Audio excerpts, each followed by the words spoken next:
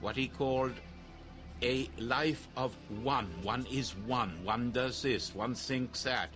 One moves in this way. And he's saying to you, no, the I is not one. And this was, in the 1920s, sheer breathtaking prophecy before the great mass-market detergence of standardized life and death which has swept over us. The consumerism even of our deaths, they don't belong to us anymore. And he gave the great warning. He said, as this soap powder spreads over the planet, over the universe, it will be almost impossible for you to be you and not just one. Being and Time was to make Heidegger's name once and for all. But before it was even published, he started to be spoken of as an original and explosive thinker.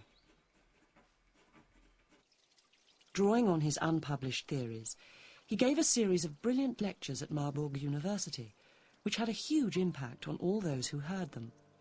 One young woman in particular found herself overwhelmed. She was Hannah Arendt, a talented and beautiful Jewish student who would later achieve world fame as a commentator on the evils of Nazism. Arendt became a pupil of Heidegger's in 1924. He was immediately struck by her, and before long they had embarked on a brief but passionate affair. She knew that she was with a man who had a reputation in German intellectual circles for being, she sometimes later put it, a secret king of philosophy. But she was also very remarkable, and both of them seem to have conceptualized this relationship as a mystical event, and she remained loyal to it because it had been so formative.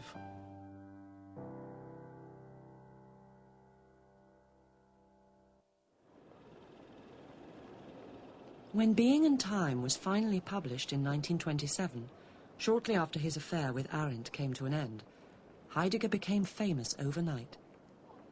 Despite its daunting complexity, the book was bought and read by educated men and women throughout Germany. Its success was due in large part to the troubled and questioning spirit of the time. Heidegger's existential point of departure in Being and Time satisfied the needs of a generation that was lost in the aftermath of World War I, and for which questions of existence, the wherefore and whither of human existence, were absolutely central. The book caused ripples of excitement not just in Germany, but all over the world. And in 1928, Heidegger returned in triumph to Freiburg University, taking over the chair of philosophy left vacant by the retirement of Edmund Husserl. At the relatively young age of 39, he had suddenly acquired the status of a major philosopher. But within a few years, he would tarnish his reputation forever by embarking on a calamitous political adventure.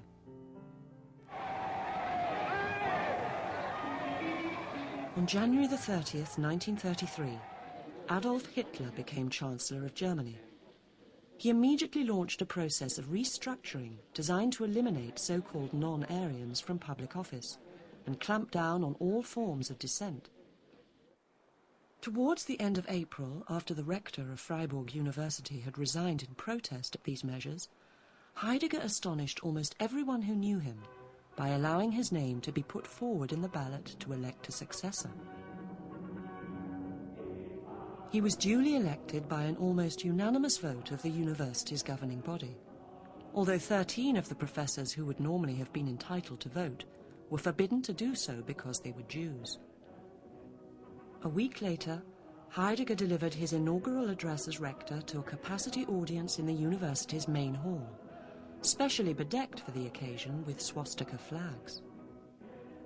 Then, on May the 1st, a symbolic date in the Nazi calendar, he officially joined the party, thereby winning the gratitude of all those who wished to see Hitler succeed. The first few months of Nazi rule were by no means a sure thing. It was still a bit of a tenuous operation, so the initial months were very important.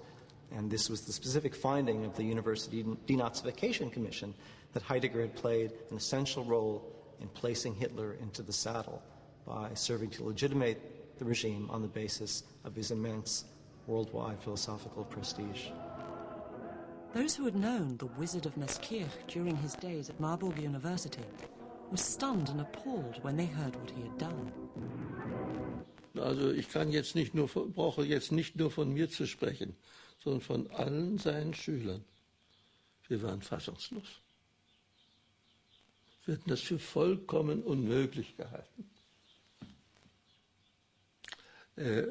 Man legt jetzt sehr oft Wert darauf, und das ist natürlich nicht ganz falsch, wie war dieser Irrtum von ihm möglich.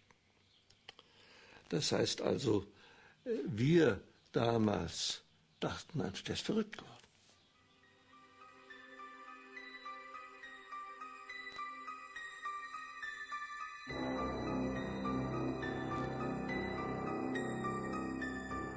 Why did Heidegger attach himself so firmly to the Nazi cause? What factors other than personal ambition impelled him to act as he did?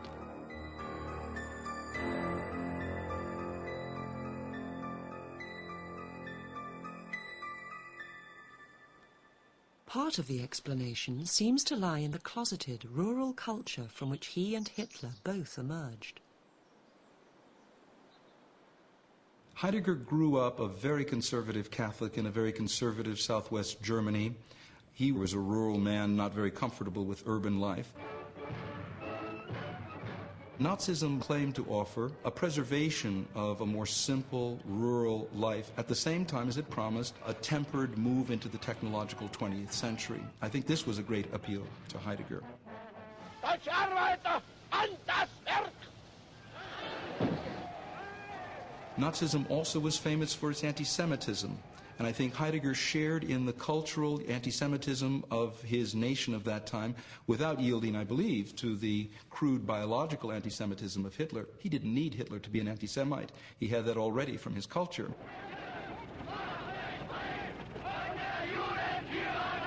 At the period of 1933, as far as I can see, Hitler did not promise the physical murderous destruction of the Jews, but an elimination of their roles in society in such a way that Heidegger would say, yes, he would agree with that.